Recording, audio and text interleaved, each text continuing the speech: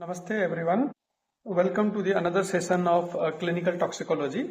Today we are going to discuss about the opiate overdose, that is opiate poisoning or opiate toxicity. So let's start the opiate overdose. So these opiates are the substance which are derived from the opium plant, right? Opium is nothing but Papaver somniferum. ये एक plant है जो अफगानिस्तान पाकिस्तान जैसे area में grow होता है। Grow ये India में भी होता है, मगर इसको कल्टीवेट करना इंडिया में बैन है, गवर्नमेंट इसको अलो नहीं करती है। हाउएवर किसी किसी कंट्री में ये आज भी परमिटेबल है, इसको कंट्रोल्ड तरीके से उगाया जाता है क्योंकि ये पोटेंट साइकोट्रोपिक सब्सटेंस है, मतलब ये सेंट्रल नर्वस सिस्टम में जाके काम करता है। तो let's see one by one की ओपिएट ओवरडोज क्या है, ये कैसे होता है, इसका मैकेनिज्म क्या है, इसको कैसे इसके सिम्टम्स रहते हैं, इसको कैसे डायग्नोज करना है और इसको कैसे मैनेज करना है, हम वो सारी चीजें आज के इस सेशन में जानेंगे।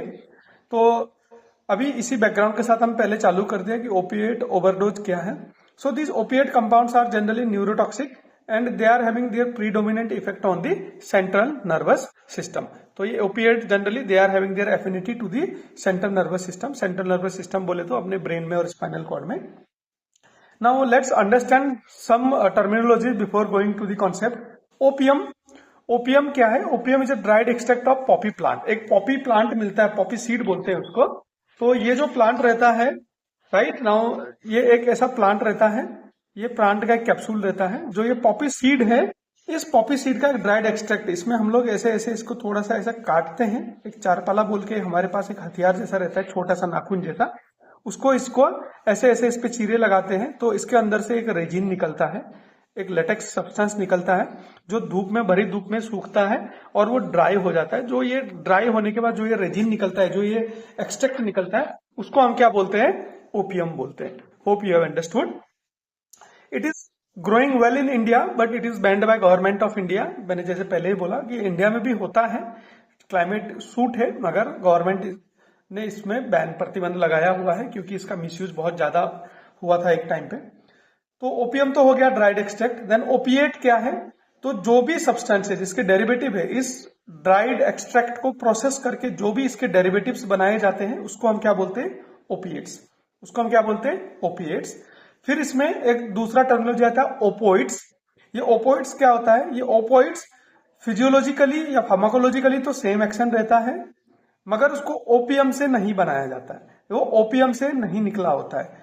ये लैब में बनाया जाता है, कभी सिंथेटिक भी हो सकता है, केमिकल के हिसाब से बनाया जाता है, मगर इसका जो फिजियोलॉजिकल एक्शन है, फार्माकोलॉजिकल एक्शन है, वो ओपियोइड की तरह ही होता है, मगर वो ओपियम से नहीं निकला होता है, उसको हम बोलते हैं ओपोइड्स। तो हम आगे देखेंगे कि ओपोइड्स में क्या क्या आते हैं। फिर इसमें जो ओपिएट में है, इसमें एक्टिव प्रिंसिपल क्या होते हैं? इसमें होते हैं मॉर्फिन, कोडीन, पापावरीन, ये ऐसे इसके केमिकल कॉन्स्टिट्यूएंट्स होते हैं जिसकी वजह से ये अपना साइकोट्रोपिक एक्शंस दिखाता है। तो अभी हम देखेंगे, जैसे हमने ओपिएट बोला था जो ओपियम से ड्राइव होते हैं, उसमें क्या क्या एग्जाम्पल आते हैं। Example heroin, apomorphine, oxymorphone. तो ये जो कंपाउंड है हीरोइन, एपोमॉर्फिन, ऑक्सीमोरफोन, ये नेचुरली इस ओपियम से निकाले जाते हैं, इस प्लांट से निकाले जाते हैं। और दूसरे हैं जो सिंथेटिक हैं, जिनको हम ओपोइड बोलते हैं, जो जनरली लैब में केमिकल सिंथेसिस किए जाते हैं और इनको वाइडली क्लिनिकली यूज भी किया जाता है। इसमें एग्जांपल आते हैं पैथिडीन, मिथाडोन, फेंटानिल। तो ये जो पैथिडीन, मिथाडोन, फेंटानिल है, ये पोटेंट एनाल्जेसिक है, ये एज अ पेन किलर बहुत अच्छा काम करते हैं। They are very potent analgesic. और इंडिया में या दुनिया भर में आपको देखने को मिलेगा, जैसे कोडीन, इसको भी पेन के लिए या फिर ड्राई कफ के लिए दिया जाता है। लोपेरामाइड को जनरली हम एंटी मोटिलिटी ड्रग डायरिया के केसेस में दिया जाता है।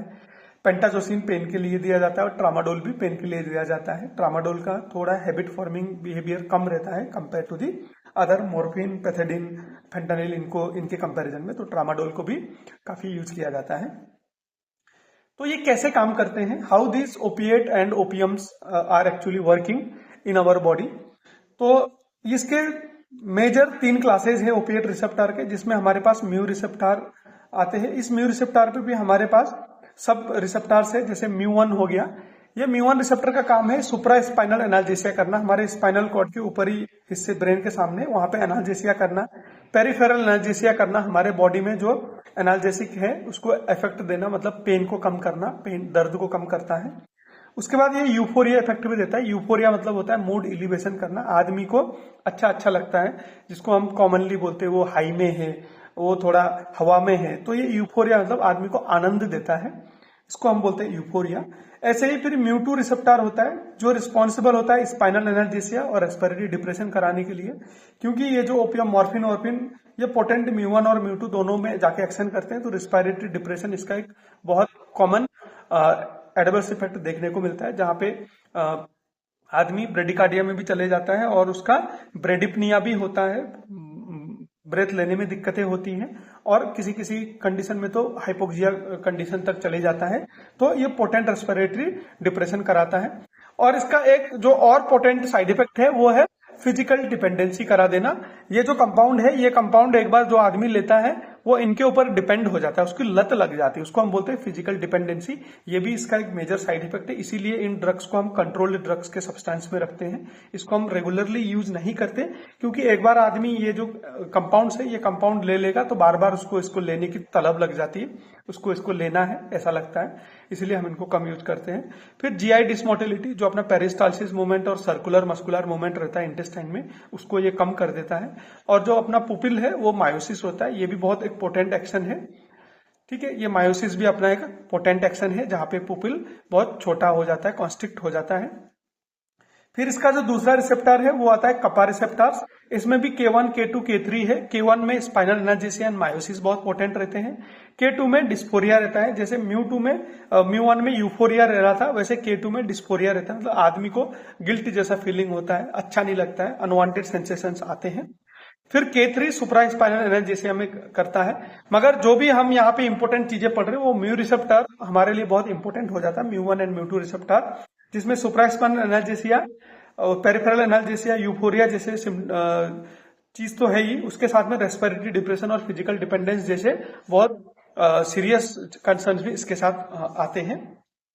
इसका एक हम ट्राइड बोलते हैं। ओपिएट पॉइजनिंग अगर किसी को होगी तो ये 3 सिम्टम्स हमको क्लासिकली साथ में देखने को मिलते हैं, जिसको हम ट्राइड बोलते हैं, ओपियोड ट्राइड बोलते हैं, ओपिएड ट्राइड बोलते हैं। 3 सिम्टम साथ में आते हैं। आदमी जनरली कोमा में हॉस्पिटल में आता है। आदमी की अगर हम पुपिल को चेक करेंगे तो पुपिल एकदम से मायोसिस कंडीशन में होगा, पुपिल पूरे कॉन्स्ट्रिक्ट रहेंगी और आदमी को रेस्पिरेटरी डिप्रेशन भी होगा। ये जो 3 सिम्टम्स है साथ में आते हैं, इसको हम बोलते हैं ट्राइड फॉर ओपिएट पॉइजनिंग। ये हमको एकदम से याद करना है। अगर हम कल कोई भी पेशेंट देखेंगे या केस स्टडी कहीं पे भी कर रहे हैं, अगर हमको कोमा, पिन पॉइंट पुपिल और रेस्पिरेटरी डिप्रेशन देख रहा है तो हमारा जो सबसे पहला टारगेट जाएगा वो जाएगा ओपिएट पॉइजनिंग का। हम इसके बाद कुछ केस स्टडीज भी देखेंगे जहां पे हम इसको देखने की कोशिश करेंगे।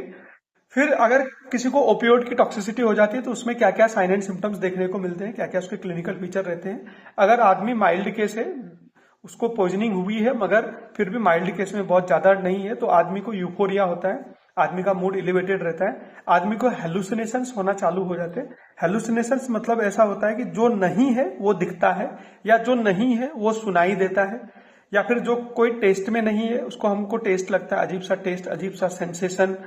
ये जो हमारे जो सेंसरी ऑर्गन है वो ऐसे काम करते हैं कि जो चीजें नहीं है उसको परसीव करते हैं, तो उसको हम बोलते हैं हेलुसिनेशन। जो चीजें नहीं है उसको इमेजिन करके वहां पे लेके आना, उसको हम बोलते हैं हेलुसिनेशंस। टेकिकार्डिया, हार्ट रेट एकदम से बढ़ जाता है, आदमी कंटिन्यूअसली वोमिटिंग करने लगता है, आदमी का सीएनएस डिप्रेस होना चालू हो जाता है थोड़ा थोड़ा, जिसकी वजह से लेथार्जी हो जाता है, और पिन पॉइंट पुपिल तो रहता ही है। और क्योंकि इसकी एंटी मोटिलिटी, जीआई डिसमोटिलिटी वाले फीचर भी है, तो यहाँ पे कॉन्स्टिपेशन भी देखने को मिलता है। मगर अगर आदमी एकदम सीवियर पॉइजनिंग होके आया है तो वहां पे मसल रिलैक्सेशंस देखने को मिलते हैं। उसके बाद हाइपोटेंशन, बीपी एकदम से कम हो जाता है, पल्स एकदम से वीक होता है। जनरली अगर हम उसको फिजिकल एग्जामिनेशन कर रहे हैं तो देखने को ही बहुत डिफिकल्ट होता है उसको कैच करना। कोल्ड एंड कामी स्किन, जो हमारा पेरिफेरल बॉडी सिस्टम है वो एकदम से ठंडा पड़ जाता है। रेस्पिरेटरी डिप्रेशन एकदम कॉमन सिम्टम है ये। फिर उसके बाद आदमी को साइनोसिस हो जाता है। कार्बन डाइऑक्साइड हमारे बॉडी के अंदर ही ट्रैप होता है, क्योंकि रेस्पिरेटरी डिप्रेशन है तो कार्बन डाइऑक्साइड बॉडी से बाहर नहीं निकल पाता है, जिसको हम साइनोसिस कंडीशन बोलते हैं।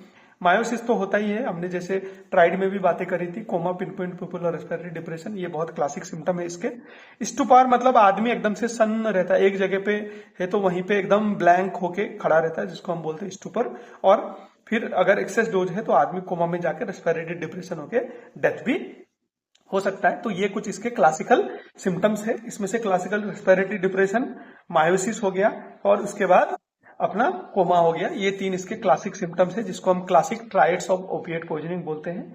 हम इसको इसलिए स्ट्रेस कर रहे हैं कि क्लिनिकली ये चीजें देखने को ज्यादा मिलती है। तो अब हमको मालूम हुआ कि ओपिएट ओवरडोज हुआ है, हमने डायग्नोज भी कर दिया। तो अब उस आदमी को, उस पेशेंट को हम कैसे मैनेज करेंगे? पहले तो हम एबीसी मैनेजमेंट करेंगे। एबीसी मैनेजमेंट कैसे करना है ये हमने पहले principle in the management of poisoning में हमने सारा डिस्कशन कर लिया है। इसकी एयरवे को हम इंटेक्ट रखेंगे, ब्रीदिंग को कंफर्म करेंगे और सर्कुलेशन को भी मेंटेन करके रखेंगे, ब्लड प्रेशर को मेंटेन करेंगे। बीपी कम है तो वहां पे हम डोबुटामाइन, उसके बाद अपना डोपामीन या एड्रेनलिन ऐसे एजेंट्स देंगे, तो उसके वजह से बीपी वहां पे बढ़ जाएगा। और ऐसे हम इसको स्टेबलाइजेशन और इवेल्युएशन में जो भी हमने मैनेजमेंट पढ़ी थी वो सारी चीजें हम यहाँ पे करेंगे। इसका मैं डिस्क्रिप्शन में लिंक डाल दूंगा, जो मैंने एक्सप्लेन किया है वहां पे जाके आप देख सकते हो।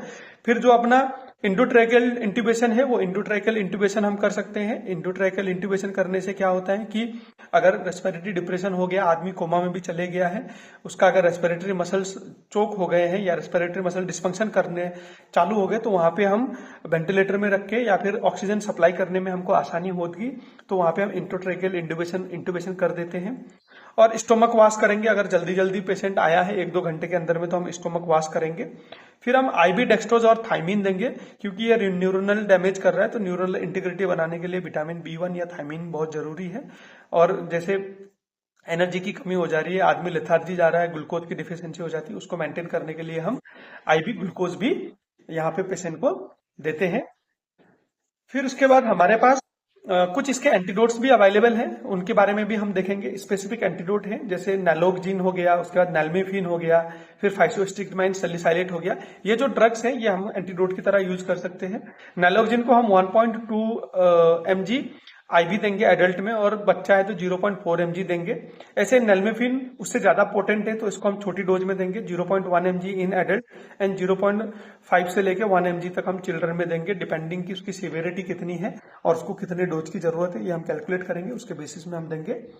और फाइसोस्टिग्माइन हम इसलिए दे सकते हैं कि ये रेस्पिरेटरी डिप्रेशन को काउंटर करने में हमको हेल्प करता है। इसका डोज 0.04 mg पर kg आईवी हम इन्फ्यूजन के तौर पे इसको देंगे।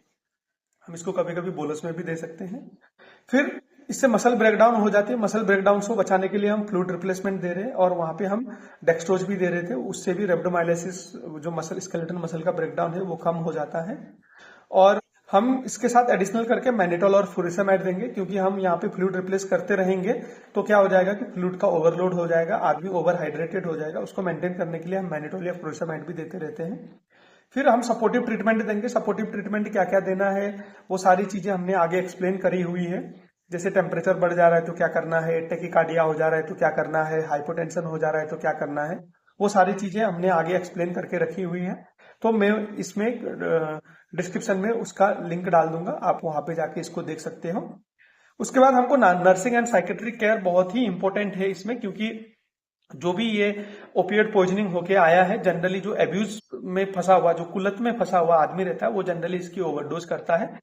तो वहां पे हमको उसको साइकेट्रिक एजुकेशन देना जरूरी है, उसको बताना है कि ये चीजें बहुत हार्मफुल है हमारे बॉडी के लिए, इससे फिजिकल डिपेंडेंसी हो जाती है और ये लाइफ थ्रेटनिंग कंडीशन को भी लेके जा सकते हैं, तो ये चीजें नहीं करनी है। तो ये सारी चीजें हम उनको एक्सपर्ट काउंसलिंग देंगे साइकेट्रिस्ट के वहां से, तो उसको हम बोलते हैं साइकेट्रिक काउंसलिंग। तो डिकॉन्टामिनेशन इतना लीस्ट रिकमेंडेड है क्योंकि ये रैपिडली अब्जॉर्बिंग ड्रग है। अगर आदमी बहुत जल्दी आ रहा है तो वहां पे हम यूज कर सकते हैं। Diuretics and antibiotics should be used for the pulmonary oedema. अगर फ्लूइड ओवरलोड हो जा रहा है तो हम डायरेटिक्स देंगे, और हमको सेकेंडरी इन्फेक्शंस के कुछ एविडेंसेज मिल रहे तो हम वहां पे एंटीबायोटिक्स भी यूज कर सकते हैं। और जो इसकी क्रोनिक पॉइजनिंग होती है वो हम बाद में, हमारा जो लास्ट चैप्टर है वहां पे जाके डिस्कस करेंगे। तो अभी के लिए जो हमारा ओपिएट पॉइजनिंग था वो इतना ही था। हम एक बार इसको फिर से रिवीजन करने की कोशिश करेंगे। ओपिएट न्यूरोटॉक्सिक है, ये सीएनएस में इसकी एफिनिटी है। तो ओपियम क्या है, ड्राइड एक्सट्रैक्ट है। ओपिएट क्या है, जो ओपियम से बनते हैं। ओपोइड क्या है, सिमिलर एक्शन है बट जो लैब में बनते हैं। इसको हम अलग तरीके से भी डिवाइड कर सकते हैं। नेचुरल मतलब जो ओपियम से निकले हैं, और सिंथेटिक मतलब जो हमने लैब में बनाए हैं। दो बेसिक मैकेनिज्म है इसके। एक म्यू रिसेप्टर में काम करता है और kappa रिसेप्टर में काम करता है। एनाल्जेसिया यूफोरिया तो कराता ही है, उसके साथ रेस्पिरेटरी डिप्रेशन, फिजिकल डिपेंडेंसी और जीआई मोटिलिटी भी इसके इंपॉर्टेंट सिम्टम्स है, और पुपिल पिन पॉइंट हो जाता है जिसको मायोसिस बोलते हैं, वो भी इसका एक इंपॉर्टेंट मैनिफेस्टेशन है। ऐसे एक kappa रिसेप्टर जो है वो डिस्फोरिया और सुप्रास्पाइनल एनाल्जेसिया को लेके जाते हैं। जो इसका हमने ट्राइड बोला था वो कोमा, पिन पॉइंट पुपिल और रेस्पिरेटरी डिप्रेशन, तो सिम्टम भी इसी तरीके से आते हैं। मैनेजमेंट में एयरवे ब्रीदिंग को बहुत सपोर्ट चाहिए, सर्कुलेशन भी सपोर्ट चाहिए, क्योंकि रेस्पिरेटरी सिस्टम इसमें सबसे ज्यादा हार्म होता है। एंडोट्रेकियल इंट्यूबेशन करना इमरजेंसी के लिए, आईसीयू में रखना या लाइफ सपोर्ट में रखना उसके लिए जरूरी है। स्टोमक वॉश करना जरूरी है अगर जल्दी आ रहा है। आईवी डेक्सट्रोज और थाइमिन देंगे हम। उसके बाद हमारे पास एंटीडोट है। एंटीडोट में हमारे पास नैलोक्सिन है, 1.2 mg के डोज में देंगे एडल्ट को, 0.4 mg के डोज में देंगे बच्चों को। ऐसे ही नलमेफिन है 0.1 mg एडल्ट में और 0.5 से लेकर 1 mg तक हम बच्चों में दे सकते हैं। फाइसोस्टिगमाइन हम रेस्पिरेटरी डिप्रेशन को काउंटर करने के लिए दे सकते हैं। रेब्डोमाइलिसिस है तो उसको बचाने के लिए हम फ्लूइड और डेक्सट्रोज को रैपिड में देंगे, उसके साथ हम डायरेटिक्स चला देंगे। सपोर्टिव केयर करना है, जो भी सिम्टम्स आते हैं अकॉर्डिंगली हमको उसको मैनेज करते रहना है। ये सपोर्टिव थेरेपी कैसे करना है मैं इसका लिंक आपको डिस्क्रिप्शन में डाल दूंगा। तो यहाँ पे जो डिकंटामिनेशन है वो लिस्ट रिकमेंडेड है, क्योंकि ये रैपिडली ऑब्जर्व हो जाता है। डायरेटिक्स और एंटीबायोटिक अगर इन्फेक्शन है तो वहां पे हम दे सकते हैं, और क्रोनिक केस हम आगे जाके डिस्कस करेंगे। तो ये सारी चीजें अभी हमने ओपियोइड पॉइजनिंग में डिस्कस करी हुई थी।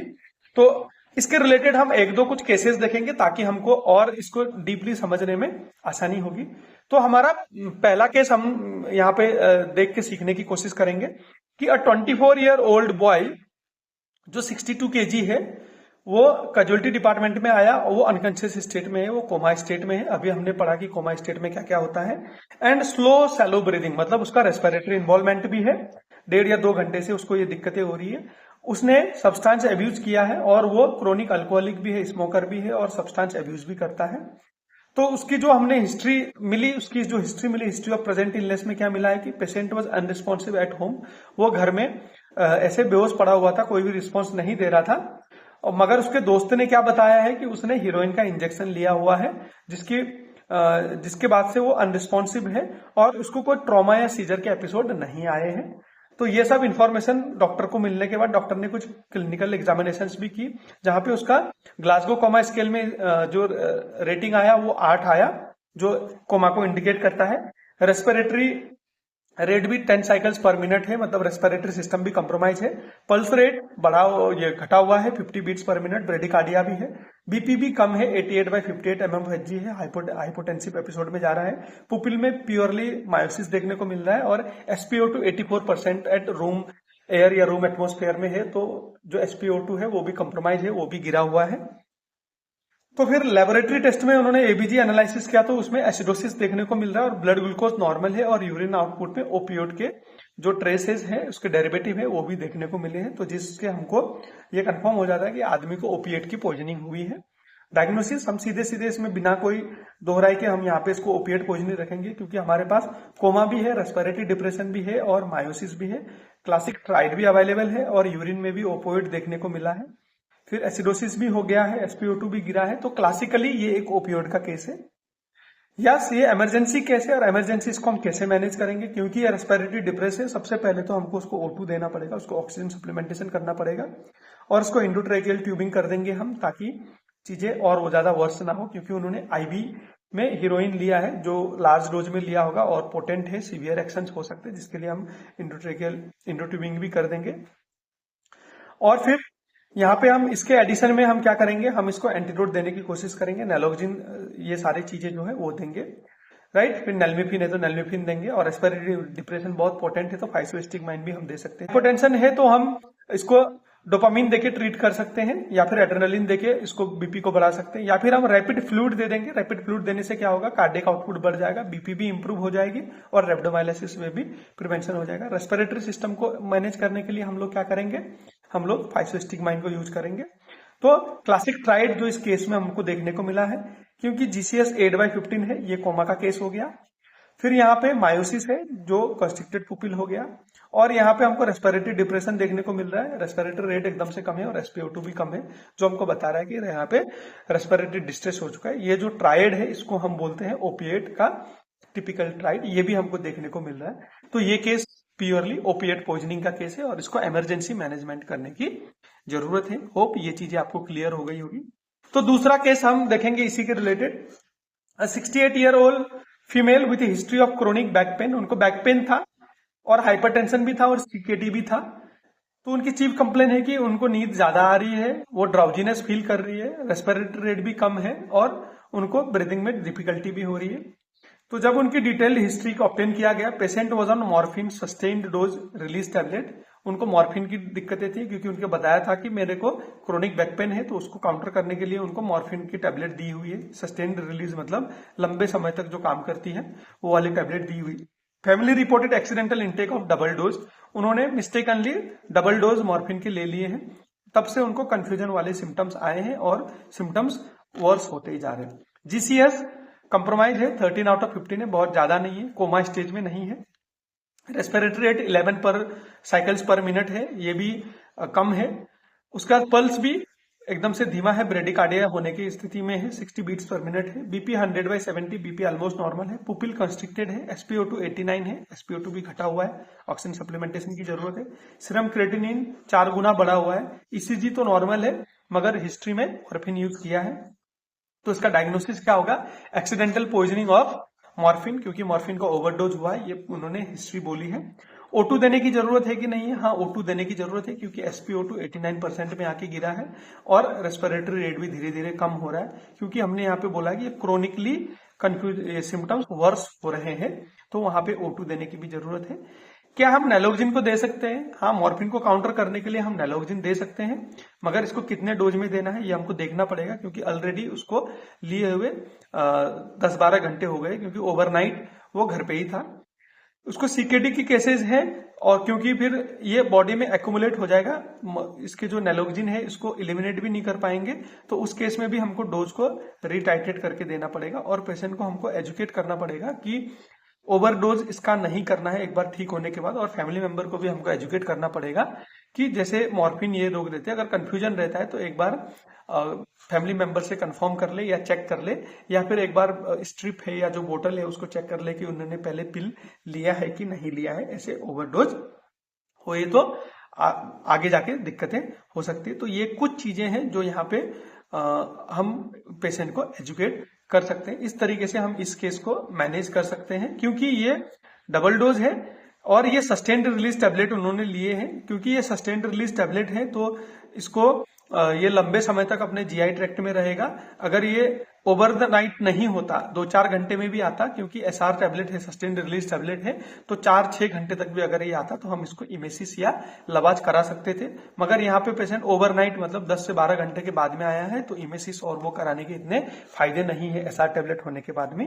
हाउएवर यहाँ पे अगर 6 घंटे तक आता तो वो कर सकते थे। तो हैविंग सेड दैट, ये सारी चीजें इसके जो मॉडलिटी है ये डिस्कस करने के साथ मेरे को लगता है कि आपको ये केस भी समझ में आ गया होगा और आगे का जो क्लासिक केस था वो भी समझ में आ गया होगा। इसी तरीके से हम इमरजेंसी डिपार्टमेंट या फिर हॉस्पिटल में जो भी ऐसे टॉक्सिकोलॉजिकल केसेस, ओपिएट पॉइजनिंग के केसेस आते हैं, हम उनको ऐसी तरीके से मैनेज कर सकते हैं। Hope you have understood this particular class. जो भी आपको इसमें समझ में आया, समझ में नहीं आया, वो चीजें आप कमेंट में मेरे को बता भी सकते हो। और इस क्लास को भी आप अपने दोस्तों के साथ शेयर करिए, उनको भी ये चीजें सीखने का मौका दीजिए और हम आगे ऐसे ही इंटरेस्टिंग टॉपिक्स केस स्टडी के साथ लाते रहेंगे।